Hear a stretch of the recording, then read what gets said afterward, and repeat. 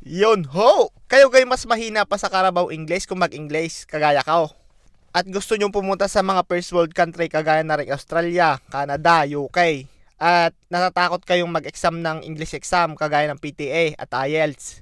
Aring video ay para sa inyo. Sa videong are, ako yung magbibigay sa inyo ng template na ginamit ko nung ako yung nag-exam ng English exam. Doon sa PTA yun na, hindi IELTS. Natatakot ho pala diyang mag-English, wag ho kayong mag-alala, nagayan din ho ako noon. Di sana yung 2018 pa ako nandine, ako natatakot lang mag-English, saka mag-exam ng PTA yon. Ako pala nag-apply din as international student, 50 points lang hinihingi sa akin doon sa PTA. Pero nakakuha ako ng 64. Hindi ko nga akalain na makakakuha ko ng gayon eh.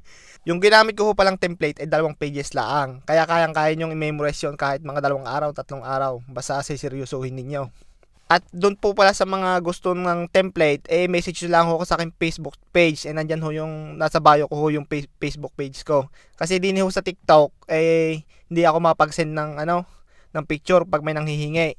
Kaya doon nyo lang ako i-message sa aking Facebook page. Pakipollow na rin naman. Siyempre, kayang-kaya nyo yan. Basta ipasa nyo lang yung PTE nyo yan. Huwag kayong mag-alala pagdating nyo din eh. Lahat kayo maiintindihan ng mga Australiano din eh. Kung makikita nyo nga yung mga English ko din sa video ko, diga, mas malala pa sa English Carabao. Din eh, isang word lang sabihin mo maiintindihan ka na. Kaya ikaw huwag mag-alala. Sila ang iintindi sa'yo. Hindi ka nila i-criticize sa yung pag-i-English.